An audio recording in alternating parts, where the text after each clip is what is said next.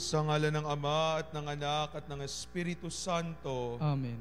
Ang pagpapala ng ating Panginoong Jesucristo, ang pag-ibig ng Diyos Ama, at ang pakikipagkaisa ng Espiritu Santo, naway sumainyong lahat. At sumayo rin. Mga kapatid, upang tayo maging marapat, gumanap sa banal na pagdiriwang, sama-sama tayong lumapit sa Panginoon upang humingi ng awa at kapatawaran para sa mga pagkakasalang ating nagawa. Tayo pong lahat, inaamin ko sa makapangyarihang Diyos at sa inyo mga kapatid, na lubha akong nagkasala sa isip, sa salita, sa gawa, at sa aking pagkukulang. Kaya'y sinasamo ko sa mahal na Birheng Maria, sa lahat ng mga anghel at mga banal, at sa inyo mga kapatid, na ako'y ipanalangin sa Panginoong ating Diyos. Kaawaan tayo ng makapangyarihang Diyos, patawarin tayo sa ating mga kasalanan, at patnubayan tayo sa buhay na walang hanggan. Amen. Panginoon, kaawaan mo kami. Panginoon, kaawaan mo kami. Kristo, kaawaan mo kami. Kristo, kaawaan mo kami. Panginoon, kaawaan mo kami. Panginoon, kaawaan mo kami. Manalangin tayo. Ama naming makapangyarihan, ipagkaloob mong lagi naming ikaligayang ikaw ay paglingkuran, sapagkat walang maliw at walang kahulilip ang kasiyahan kapag sumasamba kami sa iyong kapangyarihang nagpapairal sa tanang sanlibutan. Sa pamagitan ni Jesucristo, kasama ng Espiritu Santo, magpasawalang hanggan. Amen. Pagbasa mula sa aklat ng pahayag. Ako'y si Juan. Narinig ko ang Panginoon at sinabi niya sa akin, isulat mo sa anghel ng simbahan sa Sardis. Ito ang sinasabi ng may 7 Espiritu ng Diyos at may 7 bituin. Nalalaman ko ang ginagawa mo.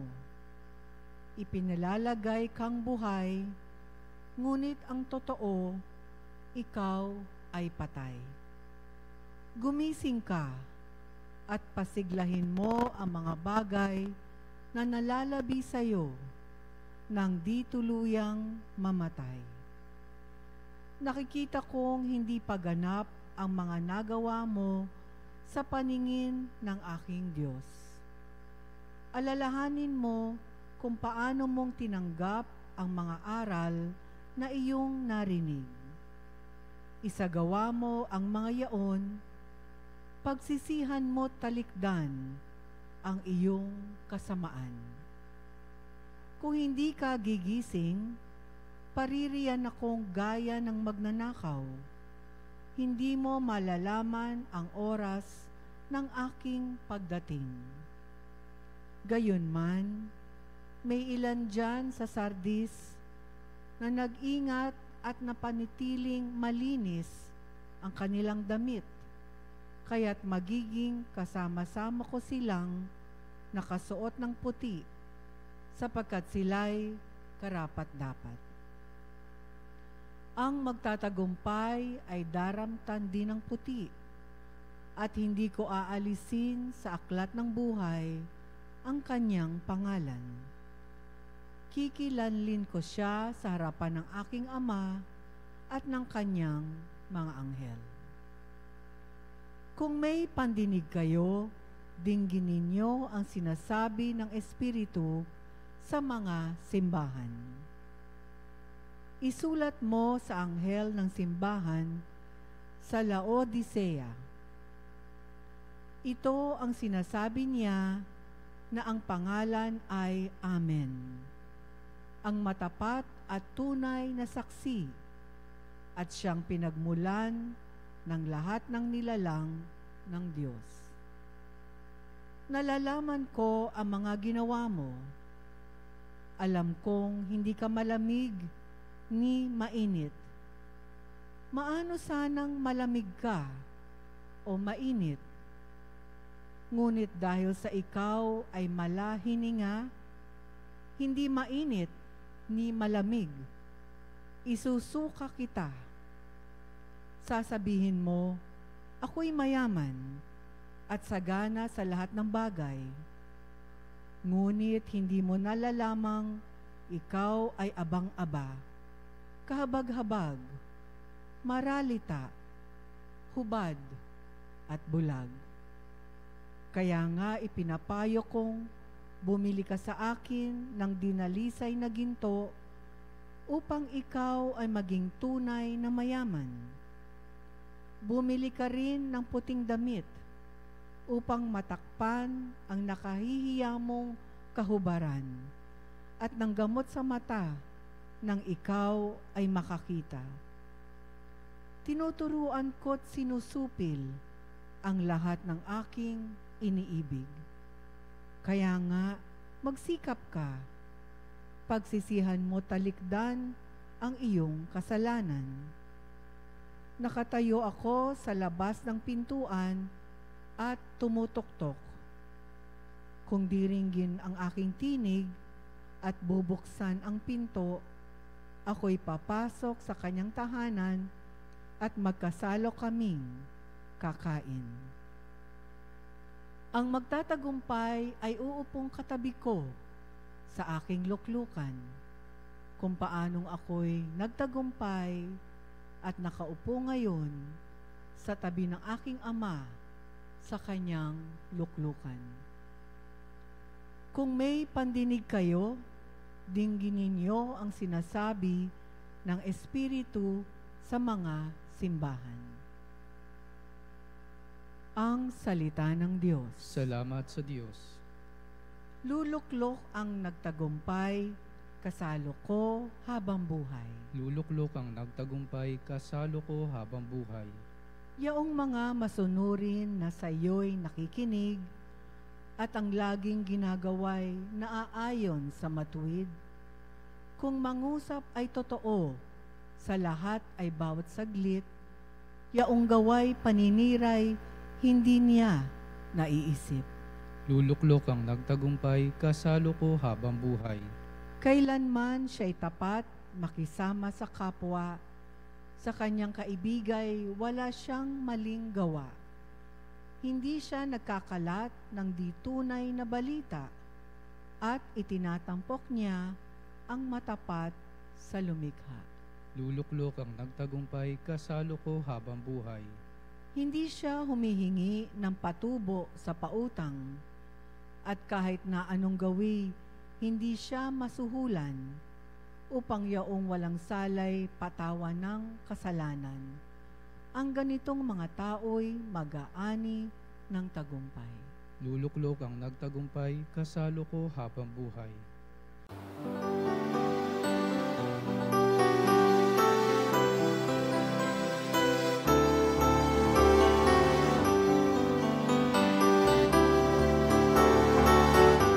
Alleluia, alleluia, alleluia, alleluia, alleluia,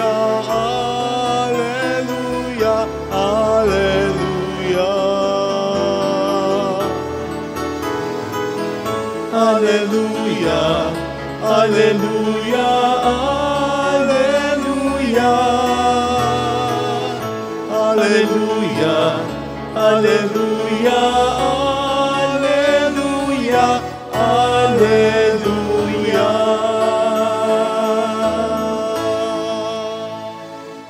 Sumainyo ang Panginoon. At sumayo rin. Ang mabuting balita ng Panginoon ayon kay San Lucas. Papuri sa iyo, Panginoon. Noong panahong iyon, pumasok si Jesus sa Jerico at naglakad sa kabayanan. Doon ay may isang mayamang puno ng mga publikano na nagngangalang Sakeo. At pinagsikapan niyang makita si Jesus upang makilala kung sino ito. Ngunit siya ay napakapandak at dahil sa dami ng tao, hindi niya makita si Jesus. Kaya't patakbo siyang nagpauna at umakyat sa isang puno ng sikomoro upang makita si Jesus na magdaraan doon. Pagdating ni Jesus sa dakong iyon, siya'y tumingala at sinabi sa kanya, Zakeo, bumaba ka agad, sapagkat kailangan kong tumuloy ngayon sa bahay mo. Nagmamadali siyang bumaba at tuwang-tuwang tinanggap si Jesus. Lahat ng nakakita nito ay nagbulong-bulungan. Nakikituloy siya sa isang makasalanan, wika nila. Tumayo si Sakeo at sinabi, Panginoon, ibibigay ko sa mga dukha ang kalahati ng aking ari-arian, at kung ako man ay may nadayang sinuman, 4 na ibayo kong isasauli sa kanya.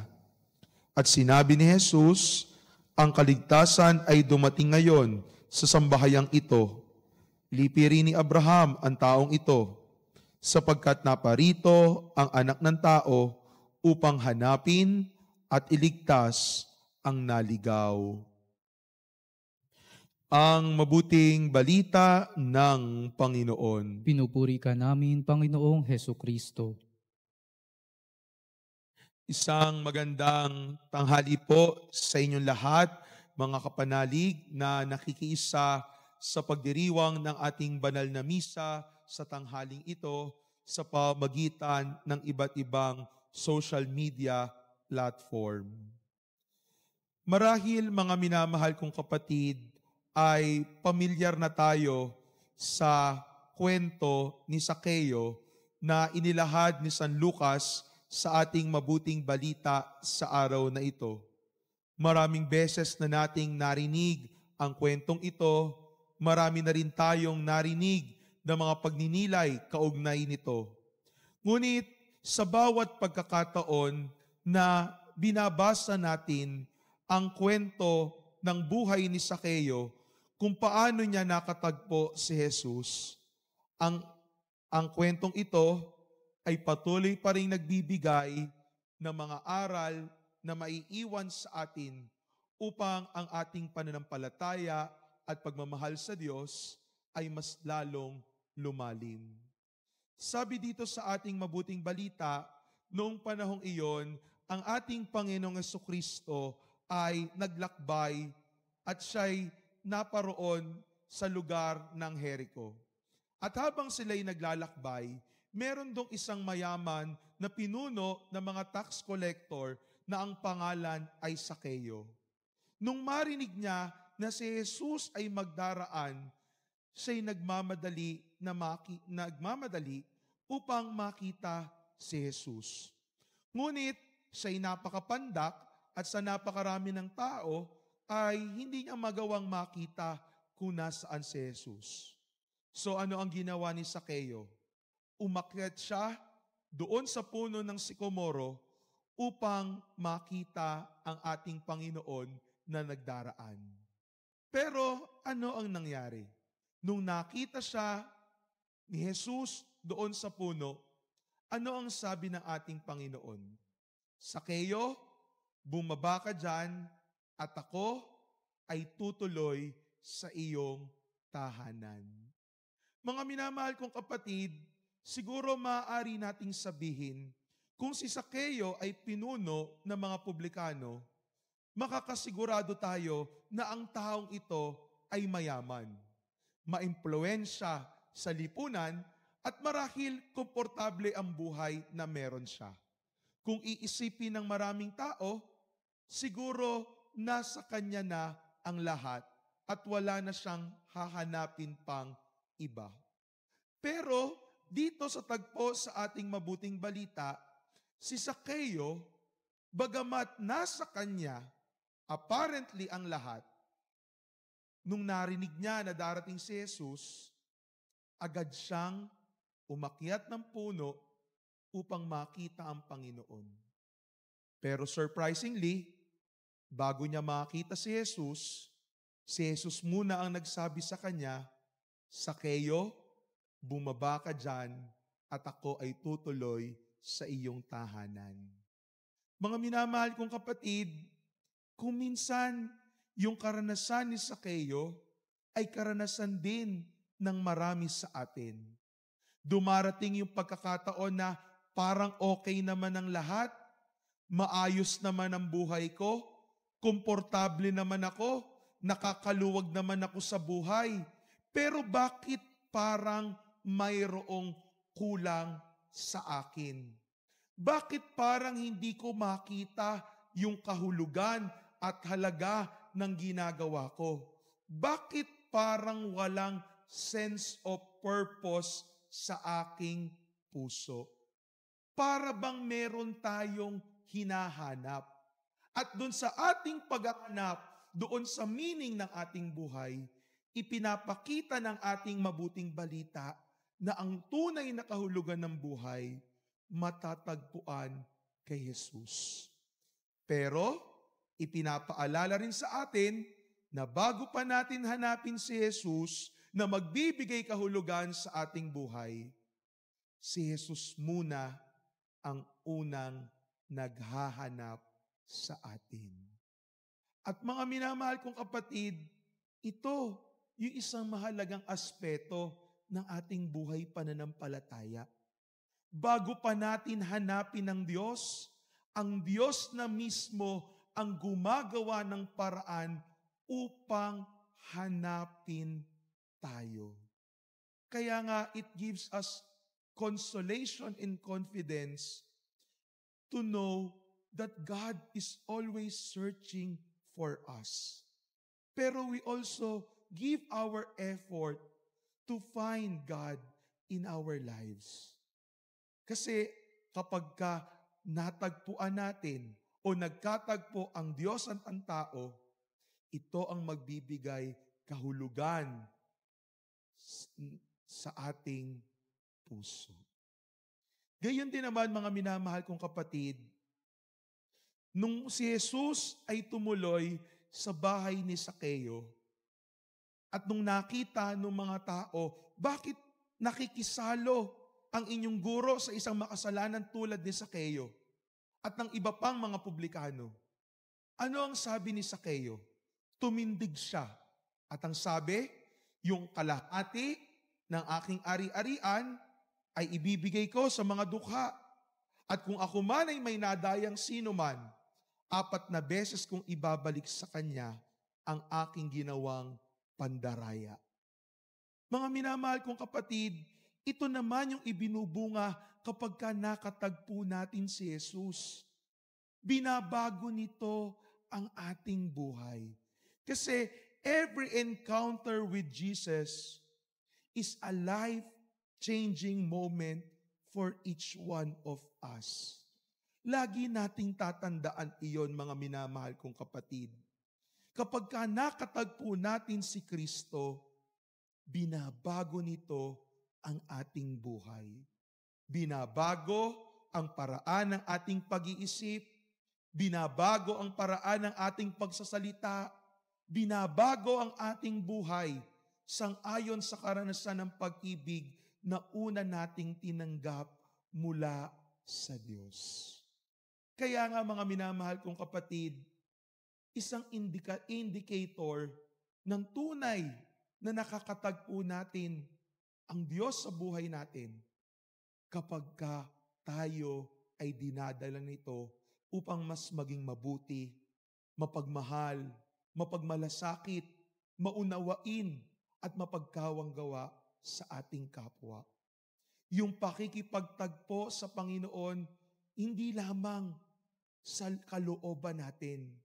Ito'y dapat nasasalamin sa buhay na meron tayo. Mga minamahal kong kapatid, ito ang iniiwang larawan sa atin ng buhay ni Sakeo. Ang katotohanan na bago pa natin hanapin ang Diyos, una niya na tayong hinahanap. At kapag nakatagpo natin ang Diyos, dito natin matatagpuan ang kahulugan ng buhay. At ang bawat pagkikipagtagpo sa Panginoon, nagpapabago sa isip, sa puso ng bawat tao, sang-ayon sa pag-ibig na una niyang tinanggap sa Diyos. Amen.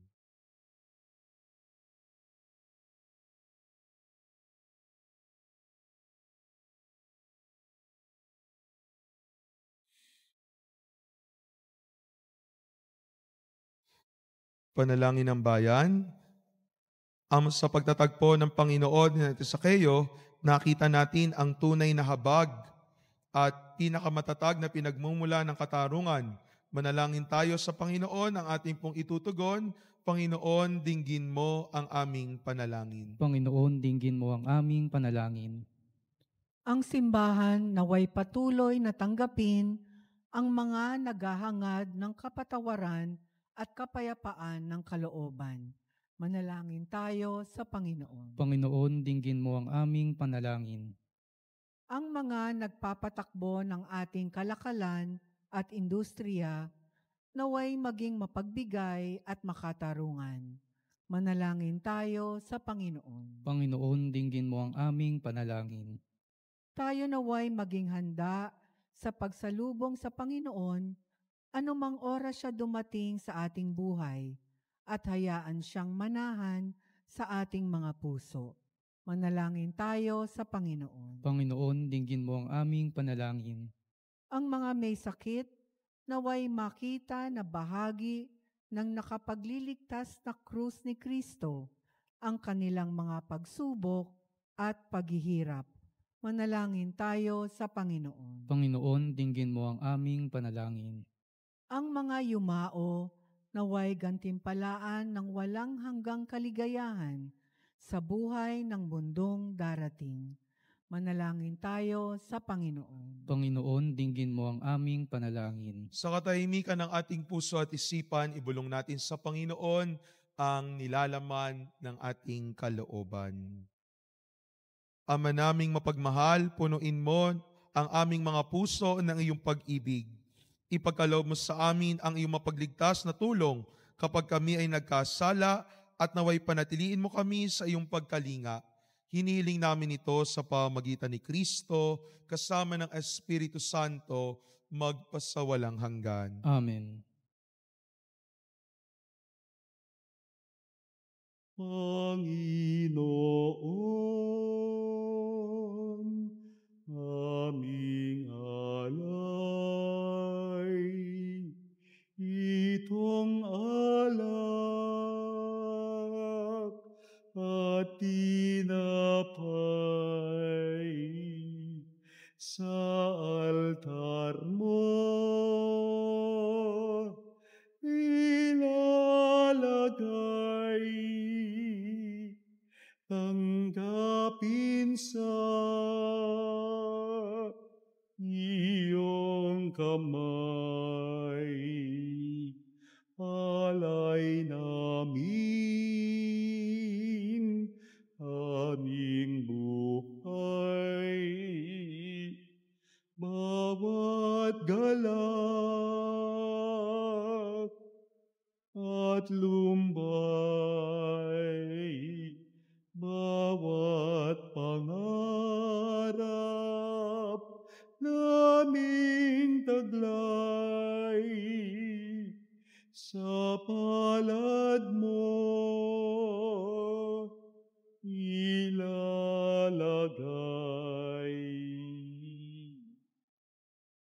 Manalangin kayo mga kapatid upang ating paghahain ay kalugdan ng Diyos amang makapangyarihan. Tanggapin nawa ng Panginoon itong paghahain sa iyong mga kamay, sa kapurihan niya at karangalan sa ating kapakinabangan at sa buong sambayanan niyang banal. Ama naming lumikha, ipagkaloob mo ang iyong masintahing pagtingin sa aming mga alay, upang ang kagandahang loob mo ay aming makamtan, at ang bunga ng walang hanggang pag-iral ay aming mapakinabangan. Sa pamagitan ni Jesucristo, kasama ng Espiritu Santo, magpasawalang hanggan. Amen. Sumainyo ang Panginoon. At sumayo rin. Itaas sa Diyos ang inyong puso at diwa. Itinaas na namin sa Panginoon. Pasalamatan natin ang Panginoong ating Diyos. Marapat na siya ay pasalamatan. Ama naming makapangyarihan, tunay ngang marapat na ikaw ay aming pasalamatan sa pamagitan ni Jesucristo na aming Panginoon. Sa iyong paglingap at kagandahang loob, ang tao ay nilikha mo at pinangasiwa sa sansinukob. Sa hangad mong siya'y iwastong lubos, siya'y pinagdusa mo sa kanyang pagtalikod. Sa iyong paggiliw, iyong ipinahintulot na makabalik siya sa pamagitan ni Kristo Jesus. Kaya kaisa ng mga anghel na nagsisiawit ng papuri sa iyo nang walang humpay sa kalangitan, kami ay nagbubunyi sa iyong kadakilaan.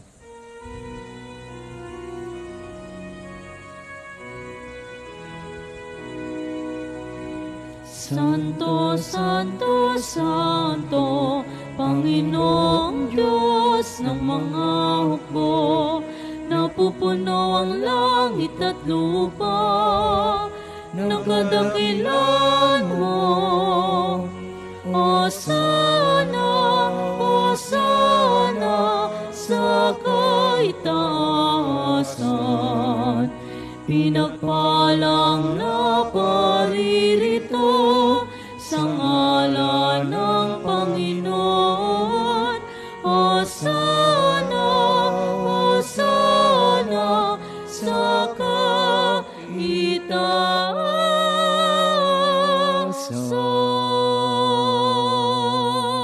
Ama naming banal, ikaw ang bukal ng tanang kabanalan, kaya't sa pamagitan ng iyong Espiritu, gawin mong banal ang mga kaloob na ito upang para sa amin ay maging katawan at dugo ng aming Panginoong Hesukristo.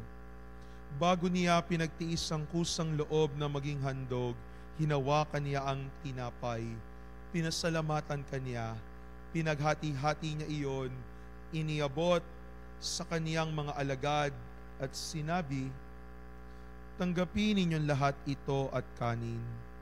Ito ang aking katawan na ihahandog para sa inyo."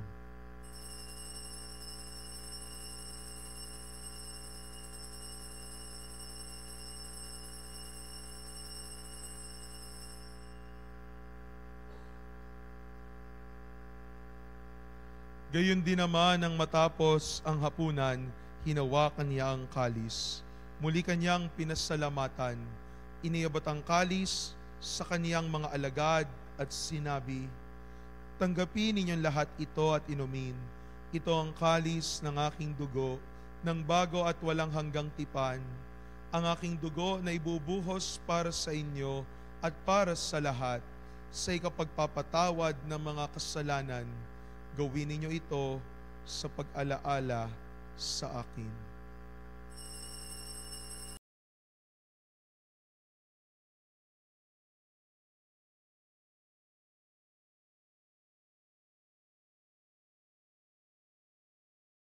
Ang misteryo ng pananampalataya.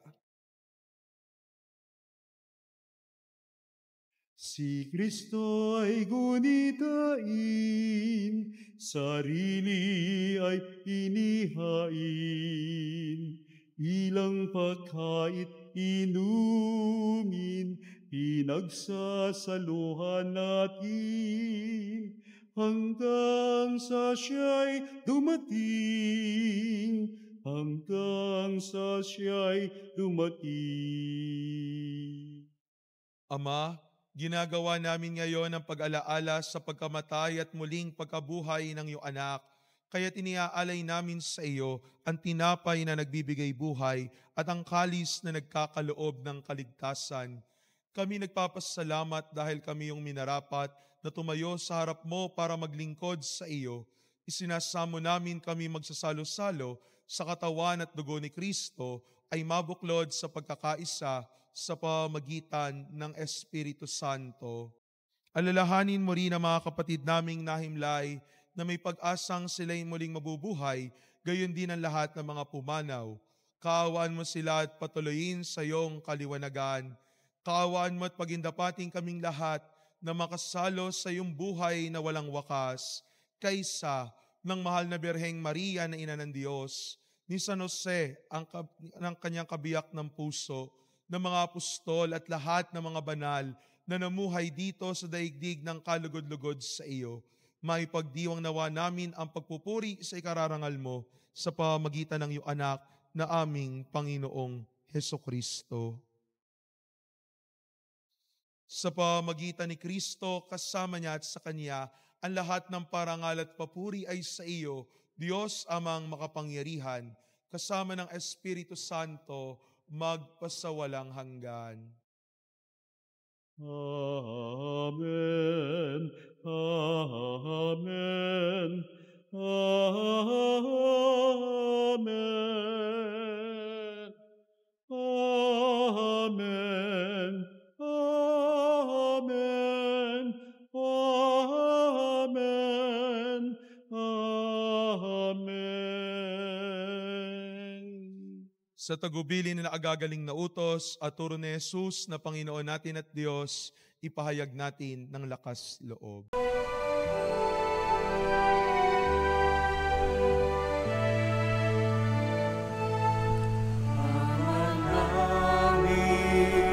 Sumasalangit ka, sambahin ang ngalan mo,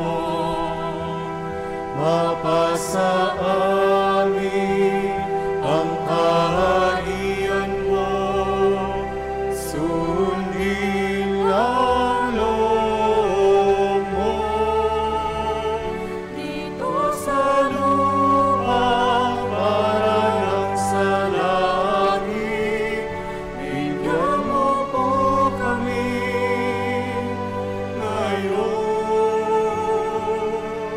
ng aming kakanin sa araw-araw at pagnawarin mo kami sa aming mga sala para napagpapatawad namin sa nagkakasala sa amin. At huwag mo kaming ipahintulot sa tukso, at iadya mo kami sa lahat ng masama. Inihiling namin kami adya sa lahat ng masama, pagkalooban ng kapayapaan araw-araw, iligtas sa kasalanan at ilayo sa lahat ng kapahamakan, samantalang aming pinananabikan ng dakilang araw ng pagbabalik ng aming tagapagligtas na si Jesucristo. Sapagkat iyo ang kaharian at ang kapangyarihan at ang kapurihan magpakailanman. Amen. Panginoong Jesucristo, sinabi mo sa iyong mga apostol, kapayapaan ang iniiwan ko sa inyo, ang aking kapayapaan ang ibinibigay ko sa inyo. Tunghayan mo ang aming pananampalataya at huwag ang aming marami at paulit-ulit na pagkakasala. Pagkalooban mo kami ng kapayapaan at pagkakaisa ayon sa iyong kalooban, kasama ng Espiritu Santo magpasawalang hanggan. Amen. Ang kapayapaan ng Panginoon ay laging sumainyo. At sumayo rin. Bigayan kayo ng kapayapaan sa isa't isa. Kordero ng Diyos na nag-aalis ng mga kasalanan ng sanlibutan, maawa ka sa amin. Kordero ng Diyos na nag-aalis ng mga kasalanan ng sanlibutan, maawa ka sa amin. Kordero ng Diyos na nag-aalis ng mga kasalanan ng sanlibutan, ipagkaloob sa amin ang kapayapaan. Narito si Jesucristo ang Kordero ng Diyos na nag-aalis ng mga kasalanan ng sanlibutan. Mapapalad tayong inaanyayahan sa kanyang banal na piging. Panginoon, hindi ako karapat-dapat na magpatuloy sa iyo, ngunit sa isang salita mo lamang ay gagaling na ako. Pagsanggalang nawa ako ng katawan at dugo ni Kristo para sa buhay na walang hanggan. Amen.